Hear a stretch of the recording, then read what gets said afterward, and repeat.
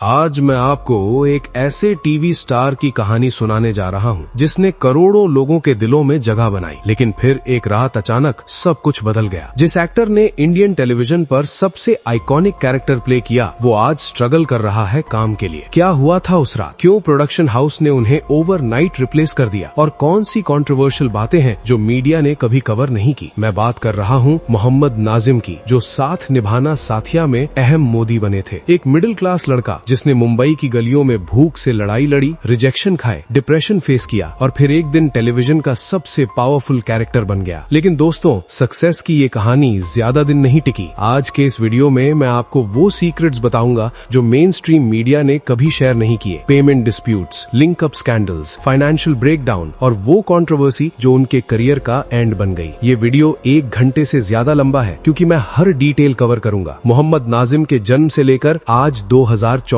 तक। तो चलिए शुरू करते हैं एक आम लड़के की एक सुपरस्टार बनने की और फिर सब कुछ खोने की कहानी। दोस्तों, हर सक्सेस स्टोरी के पीछे एक मिडिल क्लास फैमिली होती है, स्ट्रगल होता है और सपने होते हैं। मोहम्मद नाजिम की कहानी भी कुछ ऐसी ही है, लेकिन उनकी चाइल्डहुड इतनी इजी नहीं थी जितना आप सोच रहे होंगे। 5 नवंबर 1988 को मुंबई, महाराष्ट्र में एक छोटे से फ्लैट में एक लड़के ने जन्म लिया। नाम रखा गया Mohammed Nazim. Family typical middle class Muslim family थी। पापा बिजनेसमैन थे, लेकिन बिजनेस कभी स्टेबल नहीं था। कभी अच्छे दिन, कभी बुरे दिन। मम्मी हाउसवाइफ थी और घर संभालती थी। दोस्तों, यहाँ मैं आपको एक बात बताना चाहता हूँ जो बहुत कम लोग जानते हैं। नाजिम की फाइनेंशियल कंडीशन इतनी टाइट थी कि कई बार महीने के आखिर में घर का राशन खत्म हो जाता था। बचपन में नाजिम ने कई बार अपनी मम्मी को रोते हुए देखा था जब पैसों की दिक्कत होती थी। ये बातें उन्होंने बाद में एक इंटरव्यू में शेयर की थी, लेकिन उस इंटरव्यू को ज्यादा कवरेज नहीं मिला। नाजिम 2 भाई बहनों में सबसे बड़े थे, मतलब रिस्पॉन्सिबिलिटी बचपन से ही आ गई थी शोल्डर्स पर। छोटी उम्र में ही समझ आ गया था कि लाइफ इजी नहीं है, मेहनत करनी पड़ेगी। स्कूल लाइफ की बात करें तो नाजिम मुंबई के एक गवर्नमेंट स्कूल में पढ़ते थे। फीस कम थी, फैसिलिटीज भी बेसिक थी। क्लास में वो ज्यादा सोशल नहीं थे, बहुत शाय और इंट्रोवर्ट टाइप के थे। फ्रेंड्स बहुत कम थे, लेकिन जो थे उनसे गहरा कनेक्शन था। टीचर्स बोलते थे कि ये लड़का क्वाइट रहता है, लेकिन कुछ अलग है इसमें। बचपन से ही नाजिम को टीवी देखना बहुत पसंद था। स्कूल से आने के बाद सीधा टीवी के सामने बैठ जाते थे। हिंदी सीरियल्स देखते थे, बॉलीवुड फिल्म्स देखते थे। SRK और सलमान खान के तो बहुत बड़े फैन थे। उनके पोस्टर्स अपने कमरे में लगा रखे थे। और दोस्तों, यहाँ से शुरू होता है सपना। छोटे नाजिम को लगता था कि एक दिन मैं भी स्क्रीन पर आऊंगा, हीरो बनूंगा। लेकिन घर में किसी ने कभी सोचा नहीं था कि ये लड़का एक्टिंग में जाएगा। पापा चाहते थे कि पढ़ाई करो, कोई स्टेबल जॉब ढूंढो, सेटल हो जाओ। 10th तक स्टडीज में नाजिम एवरेज थे, ना बहुत ब्राइट ना बिल्कुल वीक, बस पास होते जाते थे। लेकिन 12वीं के बाद प्रॉब्लम शुरू हुई। कॉलेज एडमिशन लेना था और फैमिली की फाइनेंशियल कंडीशन इतनी अच्छी नहीं थी कि किसी अच्छे प्राइवेट कॉलेज में एडमिशन ले सके। फाइनली एक नॉर्मल सा कॉमर्स कॉलेज मिला मुंबई में। एडमिशन ले लिया, लेकिन दिल में तो कुछ और ही चल रहा था। कॉलेज की स्टडीज में ज्यादा इंटरेस्ट नहीं था। मन लगता था थिएटर में, ड्रामा में, कल्चरल इवेंट्स में। कॉलेज के एनुअल फंक्शन में पहली बार नाजिम ने स्टेज पर परफॉर्म किया। एक छोटा सा रोल था, लेकिन रिस्पॉन्स अच्छा मिला। टीचर्स ने अप्रिशिएट किया, स्टूडेंट्स ने भी। उस दिन नाजिम को लगा कि शायद मेरी कॉलिंग यही है। उसके बाद तो जो भी कॉलेज इवेंट होता, नाजिम जरूर पार्टिसिपेट करते। थिएटर ग्रुप्स ज्वाइन किए, वीकेंड में रिहर्सल्स होती थी। घर पर पापा गुस्सा होते थे कि पढ़ाई छोड़ के ये सब क्या कर रहे हो, लेकिन नाजिम को अब एक्टिंग का कीड़ा लग चुका था सीरियसली। ग्रेजुएशन समहाउ कंप्लीट कर लिया, लेकिन अब असली प्रॉब्लम थी। पापा का प्रेशर था कि जॉब ढूंढो, घर की फाइनेंशियल कंडीशन देखो, सपने बाद में देखना। लेकिन नाजिम का मन नहीं मान रहा था। उन्होंने डिसाइड कर लिया था कि मैं एक्टर बनूंगा, चाहे कुछ भी हो जाए। और दोस्तों, यहाँ से शुरू होती है असली कहानी, स्ट्रगल की, रिजेक्शन की और टूटे सपनों की। दोस्तों, अब मैं आपको मोहम्मद नाजिम के सबसे डार्क फेज के बारे में बताने जा रहा हूँ। ये वो टाइम था जब उन्होंने कई रात बिना खाना खाए गुजारी, जब डिप्रेशन ने घेरा, जब सब कुछ छोड़ देने का मन किया। लेकिन पहले एक सवाल, आपने कभी सोचा है कि मुंबई में स्ट्रगल करना कितना टफ होता है? कोई नहीं बताता कि ऑडिशंस कहाँ होते हैं, कास्टिंग डायरेक्टर से कैसे मिलना है, सर्वाइव कैसे करना है। नाजिम के साथ भी यही हुआ। साल 1998-1990 के अराउंड नाजिम ने एक्टिवली स्ट्रगल शुरू किया। तब उनकी एज थी करीब 20-21 साल। पहला चैलेंज तो यही था कि शुरू कहाँ से करें। कोई गाइड नहीं था, कोई मेंटोर नहीं था, फैमिली का सपोर्ट बिल्कुल जीरो था। दोस्तों, यहाँ एक शॉकिंग बात बताता हूँ। नाजिम ने अपनी स्ट्रगलिंग डेज के बारे में एक बार बताया था कि मैंने अपने पापा से झूठ बोला था। मैंने कहा था कि मैं मुंबई में एक कंपनी में जॉब कर रहा हूँ, लेकिन सच्चाई ये थी कि मैं दिन भर ऑडिशंस देता था और रात को किसी फ्रेंड के घर पे सो जाता था। इनिशियल स्ट्रगल डेज में नाजिम ने मॉडलिंग ट्राई की, प्रिंट शूट्स, कैटलॉग शूट्स, जो भी मिलता था कर लेते थे। एक फोटोशूट की पेमेंट होती थी 500 से 1000 रुपए तक, और उस पैसों से पूरा महीना चलाना पड़ता था। इमेजिन करो दोस्तों, मुंबई जैसे महंगे शहर में 1000 रुपए में कैसे कैसे सर्वाइव करोगे? कोऑर्डिनेटर का एक फोन नंबर मिला किसी से, उन्होंने कॉल किया, बोला मैं ऑडिशंस देना चाहता हूँ। कोऑर्डिनेटर ने बोला ठीक है कल आ जाओ। लेकिन दोस्तों यहाँ से शुरू होती है रिजेक्शन की कहानी। पहला ऑडिशन टीवी सीरियल का था। नाजिम बहुत एक्साइटेड थे, रात भर स्क्रिप्ट प्रैक्टिस की, सुबह जल्दी उठे, तैयार होके पहुंचे। वेटिंग रूम में 20-30 लड़के ऑलरेडी बैठे थे, सबका सेम सपना, सबकी सेम स्ट्रगल। नाजिम का नंबर आया, अंदर गए, लाइंस बोली और बाहर आ गए। 2-3 दिन वेट किया, कोई कॉल नहीं आई। फिर दूसरा ऑडिशन, फिर तीसरा,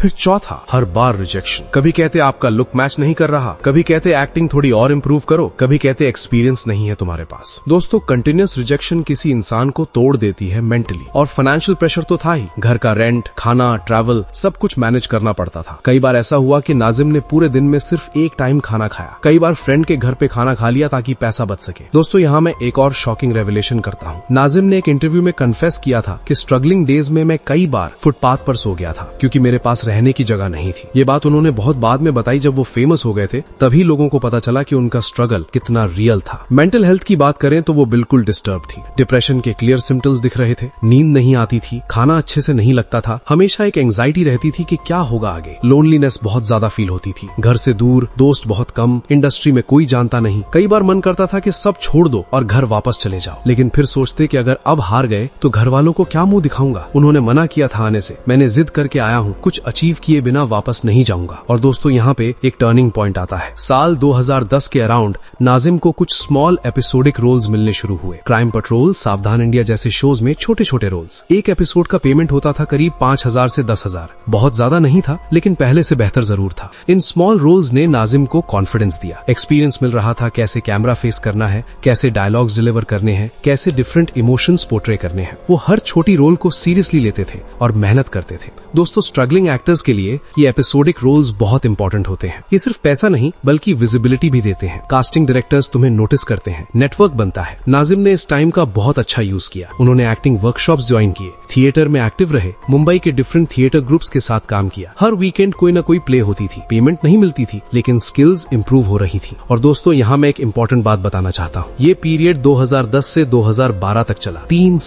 3 साल कंटिन्यूस स्ट्रगल। सोचो कितना पेशेंस चाहिए, कितना डेडिकेशन चाहिए। 2011-2012 तक आते आते नाजिम की सिचुएशन थोड़ी बेटर हुई। एपिसोडिक रोल्स रेगुलरली मिल रहे थे, कुछ प्रिंट एड्स भी मिल रहे, फाइनेंशियल प्रेशर थोड़ा कम हुआ, लेकिन अभी भी वो बिग ब्रेक नहीं मिला था जो चाहिए था। नाजिम का सपना था कि डेली सोप में लीड रोल मिले, हीरो बने, रेगुलर शो हो, स्टेबल इनकम हो, नाम हो, लेकिन ये इतना इजी नहीं था। कंपटीशन बहुत ज्यादा था। हर ऑडिशन में 100 लोगों में से एक सिलेक्ट होता था। लेकिन दोस्तों डेस्टिनी को कुछ और ही मंजूर था। एक कॉल आने वाली थी जो नाजिम की जिंदगी बदल देने वाली थी, और वो कॉल थी साथ निभाना साथिया से। दोस्तों अगर आप यहाँ तक आ ही गए हैं तो वीडियो को लाइक करके चैनल को सब्सक्राइब जरूर कर दीजिएगा। दोस्तों इंडियन टेलीविजन पर कुछ शोज ऐसे आते हैं जो हिस्ट्री बना देते हैं, क्योंकि सास बहू, बलिका वधू, ये रिश्ता क्या कहलाता है, और उनमें से एक था साथ निभाना साथिया।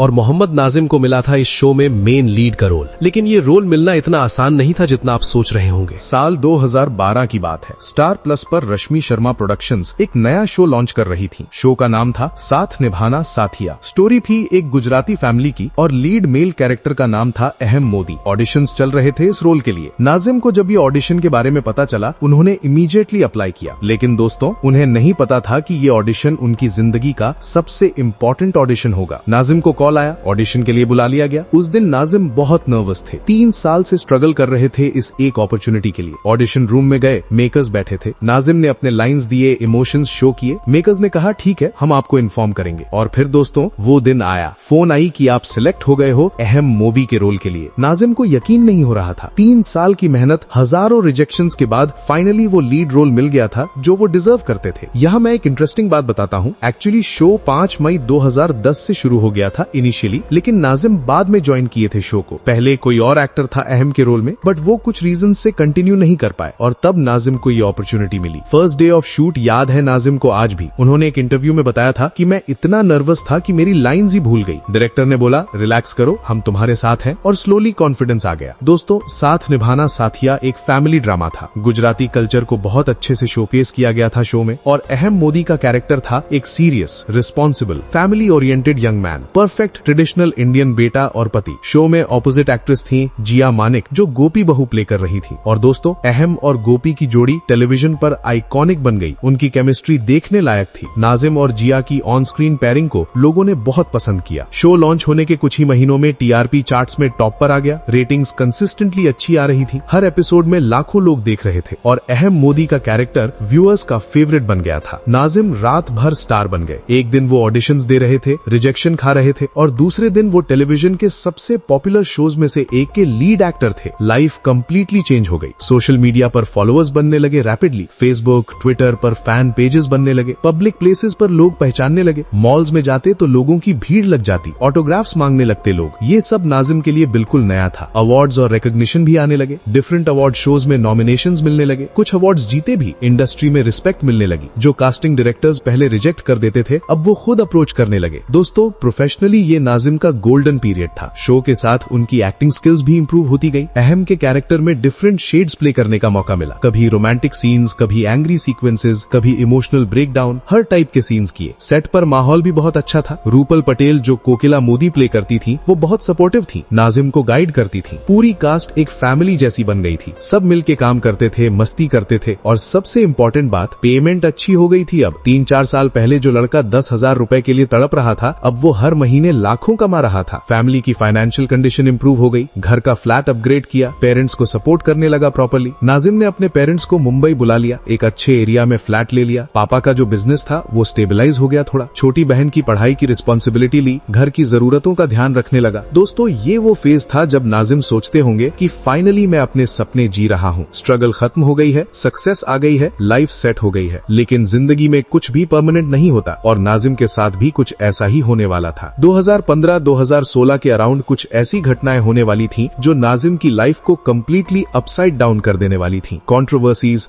डिस्प्यूट्स और प्रोफेशनल डिसीजंस जो उन्हें बहुत महंगी पड़ने वाली थी। दोस्तों, अब मैं आपको मोहम्मद नाजिम की लाइफ का सबसे कंट्रोवर्शियल और डार्क चैप्टर बताने जा रहा हूँ। ये वो सीक्रेट्स हैं जो मीडिया ने कभी प्रॉपर्ली कवर नहीं किए, जो पब्लिक तक कभी पूरी तरह से नहीं पहुंचे। अगर आप इस वीडियो को यहाँ तक देख रहे हो तो प्लीज लाइक कर दीजिए, क्योंकि ये सेक्शन बहुत इंपॉर्टेंट है। दोस्तों, 2015-2016 का टाइम था। साथ निभाना साथिया टीआरपी चार्ट्स में कंसिस्टेंटली टॉप पर था। अहम मोदी का कैरेक्टर पीक पर था। व्यूअर्स को ये जोड़ी बहुत पसंद थी। और अचानक एक दिन इंडस्ट्री में बम फटा। न्यूज आई कि मोहम्मद नाजिम शो छोड़ रहे हैं। फैंस के लिए ये ब्रेकिंग न्यूज से कम नहीं था। सोशल मीडिया पर हंगामा मच गया। लोग पूछ रहे थे क्यों, क्या हुआ अचानक। अहम मोदी का कैरेक्टर तो शो का हार्ट था, लेकिन ऑफिशियल स्टेटमेंट आई प्रोडक्शन हाउस की तरफ से, क्रिएटिव डिफरेंसेस। लेकिन दोस्तों, रियलिटी कुछ और ही थी। और अब मैं आपको वो इनसाइड स्टोरी बताता हूँ जो सिर्फ इंडस्ट्री इनसाइडर्स जानते हैं। एक्चुअली हुआ ये कि नाजिम को लगने लगा था कि उनकी फीस कम है, शो सक्सेसफुल है, टीआरपी अच्छी आ रही है, तो नेचुरली लीड एक्टर्स की पेमेंट भी बढ़नी चाहिए। नाजिम ने प्रोडक्शन हाउस से बात की कि मैं फीस इंक्रीमेंट चाहता हूँ। लेकिन दोस्तों, यहाँ गलती हो गई। नाजिम ने डायरेक्टली अल्टीमेटम दे दिया। उन्होंने कहा, या तो आप मेरी फीस डबल करो या मैं शो छोड़ दूंगा। ये अप्रोच गलत था। इंडस्ट्री में नेगोशिएशंस आराम से, डिप्लोमेटिकली होती हैं, लेकिन नाजिम ने थोड़ा अग्रेसिव अप्रोच लिया। प्रोडक्शन हाउस के हेड्स को ये बात अच्छी नहीं लगी। उन्हें लगा कि ये टैंट्रम्स है। शो सक्सेसफुल नाजिम की वजह से नहीं, स्टोरी और ओवरऑल एग्जीक्यूशन की वजह से है। अगर नाजिम नहीं चाहिए तो कोई और एक्टर ले लेंगे। और एग्जैक्टली यही हुआ। प्रोडक्शन हाउस ने नाजिम को रिप्लेस करने का डिसीजन ले लिया। उन्होंने विशाल सिंह को अहम मोदी के रोल के लिए फाइनलाइज किया और नाजिम को शो से बाहर कर दिया गया। दोस्तों, ये डिसीजन नाजिम के करियर के लिए सुसाइड बन गया। इंडस्ट्री में तुरंत न्यूज फैल गई कि नाजिम डिफिकल्ट है, टैंट्रम्स थ्रो करता है, ईगो इशू है। मेकर्स डरने लगे उन्हें कास्ट करने से। नाजिम ने बाद में इंटरव्यूज में अपनी साइड एक्सप्लेन की। उन्होंने बोला कि मैंने गलत नहीं किया था, मैं अपने हक की बात कर रहा था। लेकिन इंडस्ट्री और पब्लिक ने उनकी बात नहीं सुनी। ब्लेम पूरा नाजिम पर आ गया। और सबसे बड़ी बात, शो कंटिन्यू रहा बिना नाजिम के। इनिशियली फैंस ने बॉयकॉट किया न्यू अहम को, लेकिन स्लोली लोग एडजस्ट हो गए। शो की टीआरपी पर ज्यादा फर्क नहीं पड़ा। ये नाजिम के लिए सबसे बड़ा शौक था कि मैं रिप्लेसेबल हूँ। दोस्तों, अब बताता हूँ आपको मोहम्मद नाजिम की पर्सनल लाइफ के बारे में जो कंट्रोवर्सीज हुई। ये वो बातें हैं जो मैगजीन्स और गॉसिप कॉलम्स में थी, लेकिन कभी ओपनली डिस्कस नहीं हुई। साथ निभाना साथिया के सेट पर नाजिम की बॉन्डिंग बहुत अच्छी थी को एक्ट्रेसेस के साथ, स्पेशली लवी ससान के साथ, जो परिधि का रोल प्ले करती थी। दोनों की फ्रेंडशिप देख के लोगों ने अज्यूम करना शुरू कर दिया कि कुछ चल रहा है दोनों के बीच। ब्लाइंड आइटम्स आने लगे एंटरटेनमेंट पोर्टल्स पर। पॉपुलर टीवी शो के लीड एक्टर का अफेयर चल रहा है को स्टार के साथ। नेम्स नहीं होते थे, लेकिन हिंट्स इतने क्लियर होते थे कि समझ आ जाता था किसकी बात हो रही है। दोस्तों, यहाँ मैं क्लियर कर दूं कि लवी ससान ने पब्लिकली डिनाई किया था ये रूमर्स। बस। उन्होंने बोला हम सिर्फ अच्छे दोस्त हैं, कुछ नहीं चल रहा। लेकिन मीडिया और पब्लिक को सेंसेशनल न्यूज चाहिए, ट्रूथ नहीं। नाजिम की डेटिंग लाइफ कॉन्स्टेंटली स्क्रूटनी में रहती थी। जिसके साथ भी दिखे तुरंत लिंकअप रूमर्स शुरू, ऑन ऑफ रिलेशनशिप्स के न्यूज आते रहते थे, ब्रेकअप्स और पैचअप्स की गॉसिप फैलती रहती। और दोस्तों ये कॉन्स्टेंट अटेंशन नाजिम के मेंटल हेल्थ को अफेक्ट कर रही थी। प्राइवेसी बिल्कुल नहीं थी, पर्सनल स्पेस खत्म हो गई थी, पेपराजी हर वक्त फॉलो करते थे। किसी रेस्टोरेंट में डिनर कर रहे हो, फोटो आ जाती, किसी के घर जाओ, न्यूज बन जाती। ट्रस्ट इश्यूज डेवलप हो गए नाजिम को, किसी पर भरोसा नहीं कर पा रहे थे। लगता था सब बस स्टोरी चाहिए अपने पब्लिकेशन के लिए। रिलेशनशिप में रहे तो प्रॉब्लम, सिंगल रहे तो प्रॉब्लम, हर चीज में कंट्रोवर्सी ढूंढी जाती थी। दोस्तों अब आता है सबसे शॉकिंग पार्ट, मोहम्मद नाजिम का फाइनेंशियल ब्रेकडाउन। ये बात बहुत कम लोग जानते हैं कि नाजिम को पैसों के मामले में कितनी बड़ी प्रॉब्लम हुई थी। जब साथ निभाना साथिया से अच्छी पेमेंट आ रही थी, तब नाजिम ने अपनी लाइफस्टाइल अपग्रेड कर ली थी। एक्सपेंसिव कार्स ली, ब्रांडेड क्लोथ्स, पार्टीज, ट्रिप्स, सब कुछ। फाइनेंशियल प्लानिंग का कोई कॉन्सेप्ट नहीं था, जो आया खर्च कर दो, कल की कल देखेंगे। लेकिन जब शो से निकले और काम स्लो हो गया, तब दिक्कत शुरू हुई। लाइफस्टाइल एक्सपेंसेस तो वहीं थे, कार्स की EMI जारी थी, फ्लैट का रेंट बहुत ज्यादा था, क्रेडिट कार्ड्स भी थे जिन पे एक्सपेंसेस हो रहे थे, लेकिन इनकम सडनली रिड्यूस हो गई ड्रास्टिकली। दोस्तों यहाँ एक इनसाइडर ने बताया था कि नाजिम को अपने फ्रेंड्स से पैसा बोरो करना पड़ा, लोन्स लेनी पड़ी। सिचुएशन इतनी खराब हो गई कि उन्हें अपनी एक्सपेंसिव कार्स बेचनी पड़ी, फ्लैट डाउनग्रेड करना पड़ा स्मॉलर प्लेस में। और ये न्यूज मीडिया में लीक हो गई। Headlines I, TV star in financial crisis,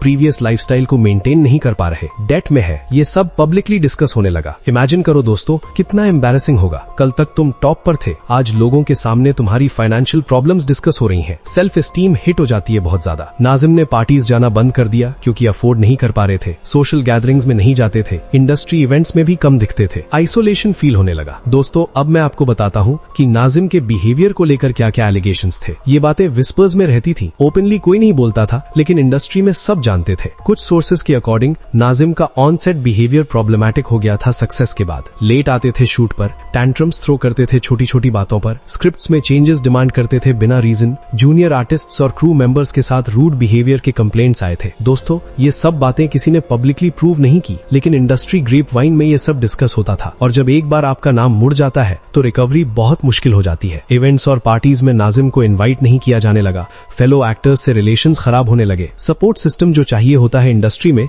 वो बिल्कुल नहीं रहा, ब्लैकलिस्टेड जैसा फील होता था। कमबैक की ट्राइंग की नाजिम ने, मल्टीपल शोज के ऑडिशंस दिए, लेकिन सिलेक्शन नहीं होता था।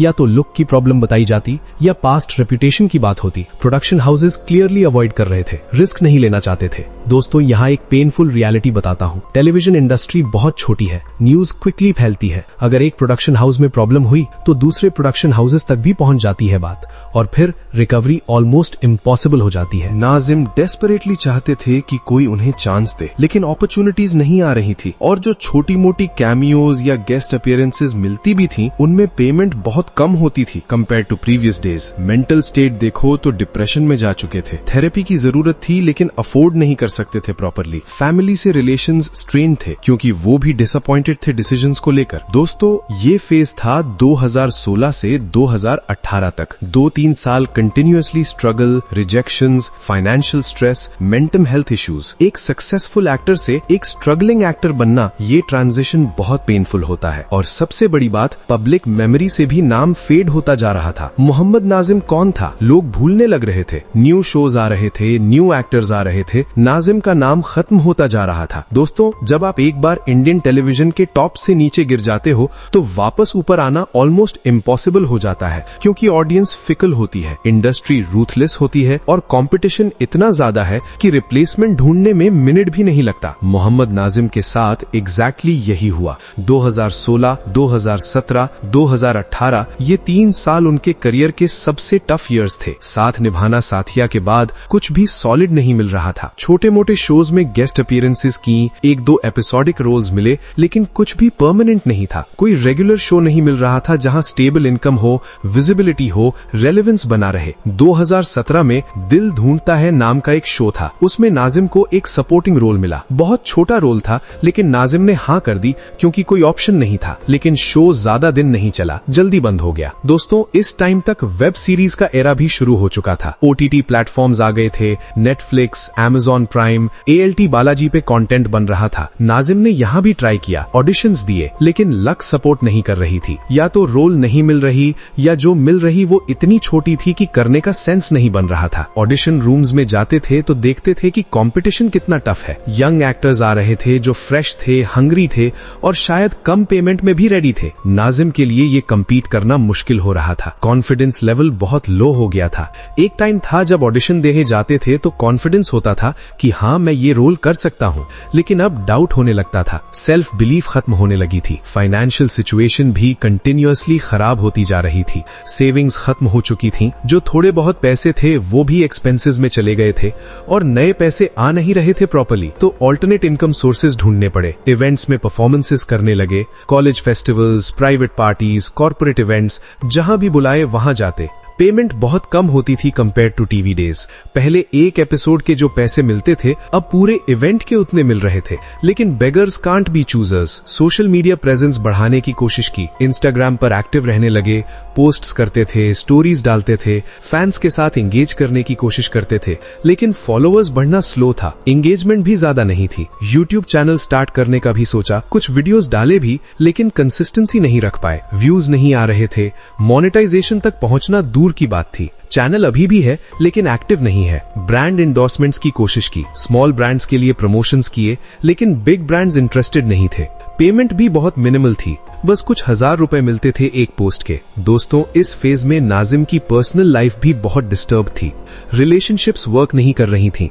जब आप खुद फाइनेंशियली और इमोशनली अनस्टेबल हो तो किसी और को भी हैंडल करना मुश्किल हो जाता है। लोनलीनेस बहुत ज्यादा फील हो रही थी। मुंबई में अकेले रहते थे। फैमिली से बात होती थी लेकिन वो भी लिमिटेड। पापा अभी भी डिसअपॉइंट थे कि जो डिसीजन तुमने लिया था वो सही था या नहीं। ओल्ड फ्रेंड्स से रिकनेक्ट करने की कोशिश की, लेकिन बहुत से फ्रेंड्स भी डिस्टेंस बनाने लगे थे। सक्सेस के टाइम सब साथ थे, स्ट्रगल के टाइम लोग दूर हो जाते हैं। ये बहुत कॉमन है। मेंटल हेल्थ के लिए थेरेपी लेना चाहिए था, लेकिन अफोर्ड करना मुश्किल था। और इंडियन सोसाइटी में अभी भी थेरेपी को लेकर स्टिग्मा है। लोग क्या कहेंगे ये भी एक डर था। 2018 तक आते आते नाजिम ऑलमोस्ट गिव अप करने वाले थे। लगता था शायद एक्टिंग में अब कुछ नहीं हो सकता, कोई और प्रोफेशन ढूंढना चाहिए। लेकिन फिर भी एक उम्मीद थी कि शायद कुछ हो जाए। और दोस्तों, लाइफ में जब आप बिल्कुल बॉटम पर होते हो तब कहीं से एक अनएक्सपेक्टेड अपॉर्चुनिटी आ जाती है। नाजिम के साथ भी ऐसा ही होने वाला था। दोस्तों, साल 2020 दुनिया भर में लॉकडाउन लगा हुआ था। लोग घर बैठे थे, सोशल मीडिया पर सब एक्टिव थे और अचानक एक चीज वायरल हो गई जो किसी ने सोचा नहीं था। साथ निभाना साथिया का एक पुराना सीन, वो फेमस रसोदे में कौन था वाला सीक्वेंस जिसमें कोकिला मोदी, गोपी और राशि के बीच आर्ग्यूमेंट होता है। ये सीन ओरिजिनल शो में साल 2010 के अराउंड आया था, लेकिन 8-10 साल बाद अचानक ये वायरल हो गया। युवराज दुआ नाम का एक म्यूजिक कंपोजर है, उसने इस सीन का एक रैप वर्जन बनाया, म्यूजिक डाला, बीट्स लगाए और यूट्यूब पर अपलोड कर दिया। और दोस्तों, ये वीडियो ओवरनाइट सेंसेशन बन गया। मिलियंस ऑफ व्यूज आए। हर कोई इस ट्रेंड पर वीडियोस बना रहा था। सेलिब्रिटीज से लेकर कॉमन पीपल तक सब इस मीम को रिक्रिएट कर रहे थे। टिकटॉक, इंस्टाग्राम, रील्स पर ये ट्रेंड था। हर जगह ग्लोबल लेवल पर फेमस हो गया। और इस वायरल मोमेंट ने वापस से स्पॉटलाइट डाला साथ निभाना साथिया पर। लोग पुराने एपिसोड्स देखने लगे, शो के बारे में बात होने लगी और नेचुरली शो की कास्ट भी वापस डिस्कशन में आई। मोहम्मद नाजिम का नाम भी सर्च होने लगा। अहम मोदी कहाँ है, लोग गूगल पर ढूंढने लगे। इंस्टाग्राम पर उसकी प्रोफाइल पर ट्रैफिक बढ़ने लगा, फॉलोअर्स इंक्रीज होने लगे। दोस्तों, ये एक अनएक्सपेक्टेड कमबैक था फॉर नाजिम। वो खुद भी शॉक्ड थे कि एक मीम ने उन्हें वापस रेलेवेंट बना दिया। सोशल मीडिया की पावर देखी आपने। नाजिम ने इस अपॉर्चुनिटी को कैश करने की कोशिश की। एक्टिव हो गए सोशल मीडिया पर, पुराने सीन्स के क्लिप्स शेयर करने लगे, बिहाइंड द सीन्स फोटोज डालने लगे, फैंस के साथ एंगेज करने लगे, इंटरव्यूज आने लगे यूट्यूब चैनल्स पर, पॉडकास्ट में बुलाते लगने।